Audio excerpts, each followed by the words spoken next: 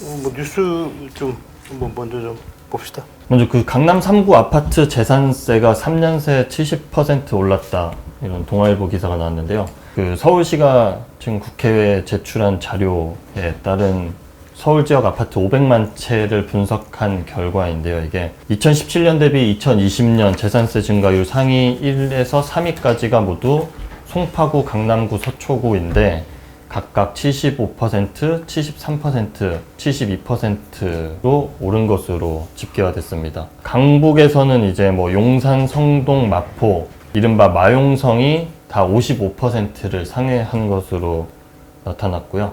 반면에 뭐 중랑구와 금천구 같은 경우에는 각각 14%, 16%로 이 증가 재산세 인상률이 구별로 좀 엄청나게 큰 차이를 보인 것으로 나타났습니다. 서울만 나온 건가? 네, 서울시에서 이제 국회에 제출한 자료가 보도가 된 건데요. 재산세가 지금 9월 분 이미 아마 이제 나와가지고 재산세는 이제 2번 다 냈겠네, 그죠? 올해 재산세를 받아본 분들이 올해도 어찌됐건 재산세가 지난번에도 한번 얘기했지만 뭐 상당히 많이 나왔잖아, 그죠? 값 상승률하고 뭐 공시가격 상승률이 높은 지역들 중심으로 뭐 많이 올랐을 것 같은데, 여튼 재산세 부담은 뭐 갈수록 커질 것 같고, 연말에 이제 종부세가 어떻게 되느냐가 또 관건이겠지 뭐. 종부세가 막상 이제 나와 보면 아마 깜짝 놀라실 분들이 많으실 게 아마. 그래서 종부세 부담으로 인해서 이제 매물이 어떻게 될지, 뭐 시장이 좀 어떤 흐름을 보일지 뭐 이런 것들도 좀 지켜봐야 될 문제겠지. 오케이, 또 다음. 그리고 저희도 어제 쓴 기사인데, 뭐 어제 좀 하루 종일 논란이 있었던 내용인데, 갭 투자 한 명에게 202명이 당했다. 떼인 전세금만 413억 원. 뭐 이 기사가 어제 좀 많이 나왔는데, 위에 그 갭 투자, 이른바 그 갭 전세 안고 집 산 사람 한 명이 200명이 넘는 세입자의 전세 보증금을 떼먹었는데, 그 피해 보증금 규모만 400억 원이 넘는 것으로 나왔고요. 국회에서 이것도 마찬가지로 나온 자료인데, 서울 양천구에 사는 임대인 A씨가 2017년부터 올해 6월까지 이 202건의 전세 보증금을 임차인에게 돌려주지 못한 것으로 나왔는데, 그 원인이 이제 전세를 끼고 집을 사들이는 갭 투자를 무리하게 하면서 피해 사례가 속출했던 것으로 나왔고요. 202건의 전세 보증금 400억대라면은 건당 평균 2억대 정도니까 무슨 빌라인가 보네 그러면. 네. 주로 빌라였던 모양인데, 이게 그 구체적인 어떤 주택인지 이런 거는 안 나왔 모양이네. 지역은 뭐 양천구에서 많이 나온 것으로 얘기가 나왔는데요. 근데 전세보증금 보험 가입에 안 돼 있는 것까지 저희가 뭐 취재하고 있는 내용이 있는데, 그것까지 하면은 뭐 600억까지 달한다, 뭐 이런 내용이 있더라고요. 이 한 사람에게만. 추가적으로 알아봤는데, 이 국토부나 의원실 쪽에서는 구체적인 뭐 주소라든지 이런 거는 밝히기가 좀 어렵다라는 얘기를 하고, 이분이 이 A씨라는 분이 사실 인터넷에서 워낙 피해자가 많다 보니까 좀 유명하시더라고요. 실명이라든지 이런 것도 좀 찾아보면은 알 수 있을 정도로. 네. 이미 인터넷에서는 다 네티즌 수사대들이 다 까발렸나? 수사대도 그렇고 직접 피해 당하신 분들이 다 워낙 올린 게? 많다 보니까 그분들이 서로 이렇게 공유하다가 정보를 공유하기도 피해자 하고, 모임 같은 것도 있는 게? 그런 건 아니고? 모임이라기보다도 이 변호사를 한 분을 선임해서 오케이. 네, 소송을 진행 준비를 하고 있는 것으로. 소송하면 이게 돈을 찾을 수 있는 건가?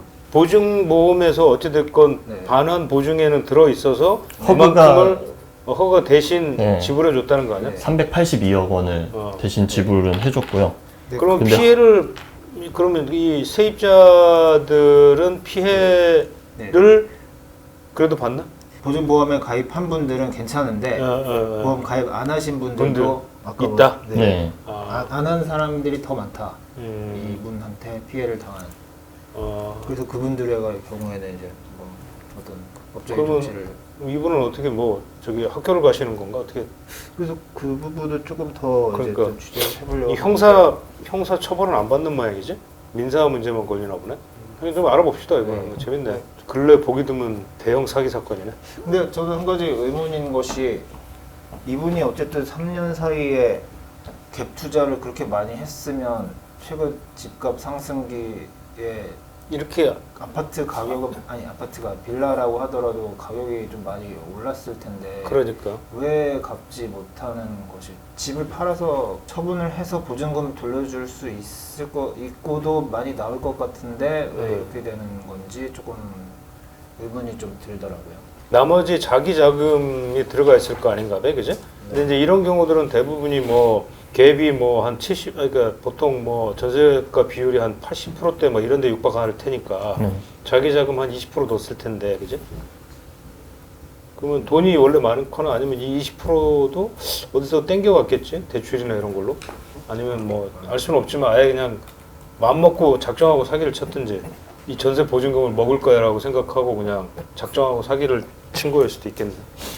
그러니까 이제 보증보험을 다 가입시켜가지고 내가 떼이더라도 보증보험에서 다 물어주니까 나는 아마 형사고발을 당하진 않을 거야. 뭐 이런 아마 뭔가 딱 그림을 그리고 큰 그림 그리시고 하신 것 같은데. 이게 좀 특이한 사례이다 보니까 저희가 이 피해자들을 좀 그 피해자들이 이제 선임한 변호사분을 한 분 다음 주에 좀 회의실에 초청을 해서 오케이. 자세한 건 그때 한번 알아봅시다. 네. 자, 넥스트. 공인중개업소 관련한 이슈인데 중개사 없이 집 거래를 할 수 있다 뭐 이런 얘기가 지금 돌고 있는데 그게 어디서 나왔냐면은 최근에 그 내년도 정부 예산안 자료 담긴 그 기재부가 내년도 예산안을 지난 1일에 발표했는데 이 예산안 보도 자료에 따르면은 이제 19개 분야 블록체인 활용에 관련해 있어서 중개인 없는 부동산 거래를 하겠다. 이거와 관련된 예산 130억 원을 잡았더라고요. 그래서 이게 이제 외부에 알려지면서 이제 공인중개협회에서는 어제자로 지난 7일 그 한국공인중개사협회 회원들이 여의도 민주당사 앞에서 정부 정책을 규탄하는 피켓과 현수막을 들고 시위를 했고요. 중개업소가 이제 사라질 우려가 있다 보니까 이 협회에서는 차원에서 움직이고 있어서 근데 이게 반발이 커지고 있는데 기재부와 국토부, 과학기술정통부는 서로 자기 업무가 아니라고 뭐 발뺌을 하고 있다 뭐 이런 얘기가 있더라고요. 이분들 공인중개업소 입장에서는 어쨌든 이게 온라인으로 이제 직거래 방식으로 되다 보면은 결국에 영업 활동에 큰 타격을 받기 때문에 좀 계속해서 이게 좀 논란이 앞으로도 좀 있을 것으로 보이는데 직거래나 이런 게 블록체인이나 뭐 이런 걸로 해서 실제 될까? 지금 미국도 안 되는데? 미국도 그런 게 없잖아 지금. 미국도 다 리얼터라고 그래가지고 중개사들이 직접 다 물론 이제 우리랑은 조금 시스템은 다르긴 하지. 거기는 뭐 전속 계약으로 하고 있고 하니까 다르긴 한데 여기는 우리 같은 경우 이게 될까? 약간 난 뭐 그렇긴 하네. 왜 쓸데없이 이렇게 했는지 잘 모르겠네. 근데 이제 아니 불만들은 많을 거야. 지금 뭐 우리도 뭐 여러 차례 사실은 뭐 기사를 썼었지만 대개 이제 집을 거래하는 당사자들 입장에서는 수수료가 뭐 싸다 비싸다 사실 그게 계속 논란이 되고 있는 상황이라서 뭐 그런 것 때문에 정부에서 좀 새로운 방식을 한번 결국 이제 이게 이런 것 때문에 나온 게 중에 하나가 또 사실은 전자계약도 어떻게 보면 정부가 이제 전자계약을 좀 활성화시키면 뭐 그냥 뭐 당사자들이 뭐 특히 전월세 같은 경우는 딱히 뭐 어려운 게 아니라서 전자계약서 쓰고 하면 되니까 약간 직거래가 되지 않겠느냐 아마 이런 이제 취지도 있는데 실제 현실적으로는 전자계약도 잘 안 되잖아 지금 그지? 현실적으로는 그런 상황이고 제일 좋은 거는 사실 전속계약인 것 같은데 미국에서 하는 것처럼 전속계약하면 이런 문제도 없는 거지 뭐 알아서 그냥 뭐 협상해가지고 수수료 얼마 주세요 뭐 서로 그냥 계약에서 딱 하면은 끝나는 부분인데 자 오케이 자 다음 부산에서 최근에 분양한 거제 레이카운티 청약 결과가 조금 전에 발표가 났는데요. 뭐 기사는 부산에서도 무너진 30대 청약 당첨 꿈 최고 가점 77점 이렇게 나왔는데요. 77점? 네. 전 평형대에서 최저 가점이 59점으로 나와서 거의 뭐 전 평형대 커트라인이 다 60점 초반대 또 높은 거는 뭐 60점 후반대까지도 나왔고요. 가장 높은 가점이 84제곱미터에서 77점이 나왔고 84제곱미터 같은 경우에는 최저 가점도 66점, 65점으로 집계되면서 뭐 서울은 물론 지방광역시에서의 인기단지는 이제 30대 당첨은 어렵고 뭐 진짜 서울처럼 60점 초반대 중반은 돼야 당첨이 되는 것으로 실제로 나왔습니다. 레이카운티가 이게 규모가 엄청나게 큰 단지지 이게. 네, 4,470가구 중에 일반 분양 물량이 2,759. 그 이게 아마 분양권 전매가 아마 가능하지 이게. 그 광역시 아마 분양권 전매 금지 되기 전에 아마 이게 저 입주자 모집 공고 승인을 받아가지고 네, 분양권 전매가 가능한 마지막 단지 비슷하게 아마 그렇게 홍보가 돼가지고 사람들이 많이 몰렸을 거예요. 이 입지도 여기 괜찮을 걸 아마 레이카운티가 바닷가 쪽 아닌가 이게? 네, 거제 이 우리도 기사 한번 디스 아파트를 한번 소개했던 단지였습니다, 그죠? 연제구 거제동 802번지. 거제동이니까 예. 바닷가 쪽이죠 여기도. 또 여기가 삼성물산이랑 대림산업, HDC 현대산업개발 이렇게 1군 건설사 메이저 컨소시엄, 브랜드들이고. 예, 그렇게 해서 또 유명했었고 계속. 그리고 하여간 그 요즘에는 뭐 청약은 여전히 뭐 주택 기존 뭐 소위 얘기하는 뭐 구축 시장과는 다르게 하여간 청약은 뭐 웬만큼 나왔다 하면 그냥 뭐 서울이고 부산이고 뭐 어디 대전이고 뭐 난린 것 같아요 여전히 그죠? 이렇게 1순위 19만 명이 청약한 거네. 19만 명? 네, 거의 20만 명. 어마어마하네. 근래 보기 드문. 그래, 아이고 내 집 마련 열기는 여전히 뜨거워.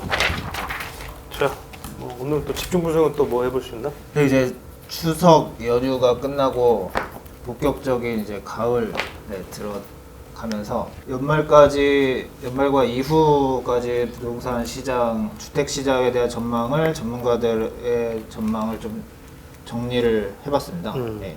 지금 아시다시피 현재 이 매매 시장을 봤을 때는 이 거래가 극도로 위축이 돼 있는 상태고, 근데 이제 가격을 보면 이게 떨어진다는 데도 있고 오른다는 데도 있어가지고 이 방향성을 정확하게 좀 정확하게 좀 잡기가 어려운 상태이기 때문에 예, 전문가들의 진단이 어떤가 좀 관심이 있을 수가 있겠는데, 현재 이 전문가들 대부분의 의견은 집값의 방향은 지금처럼 이 좀 혼조세, 관망세라고 할까요? 거래 위축 속에서 지금과 같은 좀 알 수 없는 약간 보합이라고 할 수도 보합 있겠고요. 정도인데 이제 어떤 방향으로 튈지는 아직은 좀 예. 예측하기가 불확실하다. 예. 불확실성. 그렇게 정리를 할 수가 있을 것 같습니다. 근데 문제는 이런 관망세가 언제까지 이어질 수는 없기 때문에 그 이후가 될 것이라고 그 이후가 중요하다 이렇게 봐야 될 것 같은데요. 그 전문가들 의견을 들어봤을 때는 대체로 이 주택 시장의 매도자들은 버티고 있는 상황이고, 또 수요자들은 수요가 억눌려 있을 뿐이지 없어진 게 아니기 때문에 언젠가 이거 터져 나올 수 있는 상황에 좀 주목을 해야 된다. 잠재된 상황, 펜딩 일종의 펜딩이라고 봐야 된다. 네. 이제 좀 구체적으로 보면 이 심형석 미국 SWCU 교수님한테 저희가 들어보기로, 이분은 현재 매물 잠김 현상과 함께 거래 위축 속에서 신고가가 잇따라서 나오고 있는 점에 주목을 해야 된다라고 말씀을 하시더라고요. 신고가가 나오는데. 이 직방 조사 자료에 따르면 최근 3개월 동안에 서울 아파트 7,800건 거래 가운데 6,600건이 최고가를 경신한 신고가 사례였다. 수요가 살아있다는 얘기죠. 심 교수님께서는 또 이제 내년에 서울 아파트 입주 물량이 줄어든다는 점, 내년 입주 물량이 서울이 25,000가구라고 하는데요. 25,000. 네. 올해가 56,000가구였던 거와 비교를 하면 절반 이하로, 절반 이하로 네, 떨어져. 물량 감소가 하나의 이런 수요를 자극할 수 있는 원인이 될 수 있다 이렇게 얘기를 하고, 이은형 대한건설정책연구원 연구원님한테 물어봤을 때는 이번에 또 심리를 주목을 하고 있습니다. 심리. 시장의 심리. 시장의 심리. 네. 최근 뭐 한 3년 정도 전 국민이 아무튼 부동산에 대해서 관심이 정말 어느 때보다도 높은 상황인데, 이 심리는 현재 정부가 규제를 내놓을 때마다 심리가 형성이 되는데, 규제를 통해서 집값을 잡지 못하는 상황이 계속 반복이 되다 보니까 오히려 이 규제가 나올 때마다 더 불안해지는, 지금이라도 집을 못 사면 낙오가 되는 것 아니냐,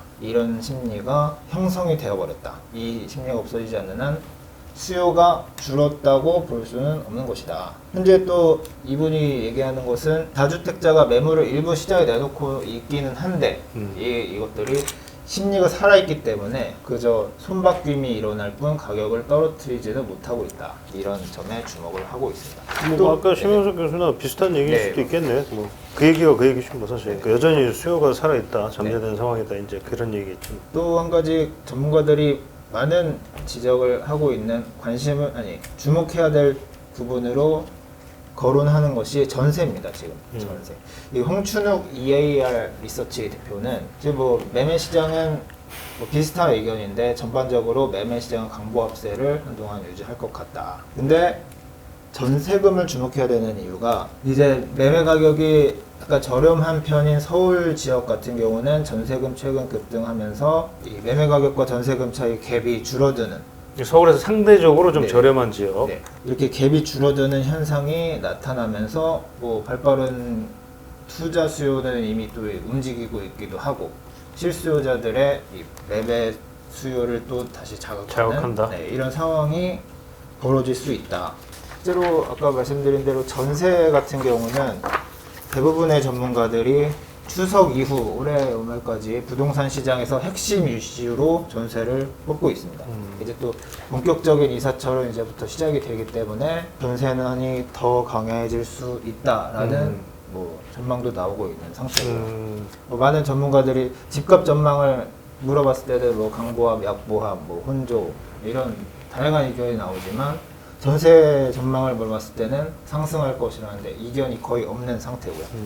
어쨌든 아파트 시장의 수요는 이 정부의 규제 때문에 억눌려 있긴 하지만 전혀 사라진 상태는 아니다. 이게 언제 터지느냐가 문제인데 현재 이 뭐 임대차 3법이라든지 이런 뭐 각종 원인들로 지금 굉장히 불안하고 전세금이 계속해서 상승하고 있는 이런 상태가 결국엔 전세가 그 수요를 다시 촉발시키는 어떤 이 트리거가 될 수 있다라는 점에 전문가들이 많이 주목을 하고 있습니다. 아까 말씀드린 대로 매물이 잠겨 있는 매물이 거의 없는 상황이기 때문에 언제고 이 수요가 다시 폭발할 경우 가격은 뭐 다시 상승할 수 있는 이런 불안감이 남아 있는 상태다. 이런 전문가들의 의견입니다. 그러니까 이제 전세는 계속 불안해질 수밖에 없는 상황이네. 아까 얘기한 것처럼 서울 같은 경우도 당장 입주할 수 있는 입주 물량이 내년에 절반 정도로 줄어든다는 거고. 네. 수도권 경기 쪽이 어떻게 될지는 모르겠는데, 그리고 이렇게 되면은 좀 신규 청약도, 그러니까 신규는 이제 아무래도 예를 들어서 신규 청약이 만약에 좀 가능해진다라고 한다면 장래의 수요들이 좀 구축으로 가는 게 아니라 신축 쪽으로 이제 청약 쪽으로 좀 약간 빠져주면 어느 정도 그 수요 쏠림이라고 해야 되나? 네. 약간 이렇게 펜딩된 게 조금 빠져줄 수가 있을 것 같긴 한데 압력이, 그러니까 압력이지 일종의 압력이 좀 줄어들 것 같긴 한데, 근데 이게 신규 청약이 내년에 정부에서 지금 뭐 사전 청약을 많이 하고 뭐 한다고 하지만은 사실 사전 청약으로 많이 쏠릴지 여부는 아직 잘 모르는 거 아니야, 그지? 네. 그리고 뭐 그때도 얘기했지만 아직 정확하게 진짜 내년에 될지 안 될지도 일단 뭐 두고 봐야 되는 상황인 거고요. 내년부터 시작되는 사전 청약이 하나의 변수가 될 수 있을 것 같은데 이 수요자들이 사전 청약 지금 당장 집을 안 사더라도 청약으로 언젠가 할 수 그렇지. 있겠지라는 희망을 갖게 되면 아무래도 이제 조금 이제 심리적으로, 그죠? 심리적으로는 좀 안정이 될 수도 있지 않겠느냐. 네. 그 불안 심리 또는 다급한 마음, 조급증 뭐 이런 것들이 조금 줄어들 수 있다. 나에게도 기회가 올 것이다. 특히 이제 뭐 젊은 사람들, 뭐 아무래도 이제 생애 최초라든지 뭐 신혼부부 뭐 이런 특별 공급을 좀 뭐 많이 좀 들린다는 거니까. 근데 이제 뭐 그렇다고 해도 당장에 내가 살 만한 전셋집이 어디서 생기는 건 아니기 때문에 그렇죠. 전세 불안이 한동안 또 계속이 될 수 있다. 이런 또 전망이. 그 월세 쪽으로 뭐 우리가 지난번에도 한번 얘기는 했지만 월세 시장 쪽으로 빠르게 재편되지 않겠느냐. 임대차 시장이 월세 쪽으로 기울어질 것 같긴 한데, 그러면 월세 매물이나 월세 가격 쪽은 어느 정도 수급이 좀 안정화될라나? 뭐 내가 어제 또 누구 뭐 우리 아는 양반 들어봤더니 월세도 지금 매물이 별로 많지 않고 가격도 좀 올랐다 그러더라고. 집을 새로 구했는데 뭐 상당히 그런 얘기 하면서 좀 전세만 그런 게 아니다. 지금 그렇게 얘기를 또 하더라고. 월세 같은 경우 아직까지는 이 전세처럼 수치상으로 나타나는 이 상승폭이 크지는 않은 것 같은데 뭐 정말로 전세 불안이 월세로 옮겨가는 거 아니냐라는 이 의문은 좀 많이 나오고 있고 뭐 좀 실제로 오른다라고 말씀하시는 분들도 있어가지고 좀 그럴 수밖에 없는 게 아까 얘기했지만 사실은 매매로 일정 부분이 전 월세 시장에서 매매로 일정 부분이 좀 옮겨서 나가면서 이 임대 시장의 어떤 이제 압력이 좀 줄어들어야지만이 되는데 지금 현재는 매물 잠기면서 아까 얘기했지만 이런 걸로 인해서 기존 매물은 없고 옮겨가고 싶어도 옮겨갈 수가 없는 상황이고 그러면 이제 신규 공급이라도 있어야 되는데 신규 공급도 지금 뭐 없는 상황이다 보니까 그럼 계속 전월세에 머무를 수밖에 없는 상황인데 뭐 신규로 계속 전월세 시장에 이제 진입하는 사람들이 있을 거란 말이죠. 그죠? 그렇게 된다면 결국은 전세 월세도 수급 불안이 결국은 뭐 전세뿐만 아니라 전세는 당연한 거고 월세도 수급 불안이 올 수 있다라는 것도 뭐 딱히 틀린 건 아니겠네. 주택 월세 같은 경우 최근 한 10여 년 넘게 장기간 상당히 안정적인 가격을 좀 유지를 했었는데 이게 이 월세까지 오르게 되면 정말 주거 부담이지 뭐. 주거 부담이. 주거 부담이 이제 급증할 가능성이 있고 만약에 그렇게 된다면 결국 이제 주거의 질적 하락이 가져올 수 있겠지. 예를 들면 뭐 아파트 아무래도 선호도들이 아파트가 높을 텐데 아파트는 이제 다 뭐 없는 거고 결국 이제 그 밑으로 내려가야지 뭐 빌라나 뭐 일반 뭐 그냥 단독주택이나 뭐 다가구나 뭐 오피스텔 같은 이런 대체 상품 쪽으로 이제 이동이 되겠지. 그러면 이제 전반적으로 주거의 질적인 부분 아니면 이제 뭐 서울에서 못 구해서 뭐 이제 경기도나 이런 쪽으로 이제 외곽으로 이제 밀려나는 뭐 이런 현상들도 좀 뭐 예상이 되겠네. 오케이 뭐 그냥 전반적인 분석은 조금 뭐 시장 자체가 이렇게 안정되기가 쉽지는 않아 보이는 상황이네. 오케이 자 오늘 여기까지 합시다. 네.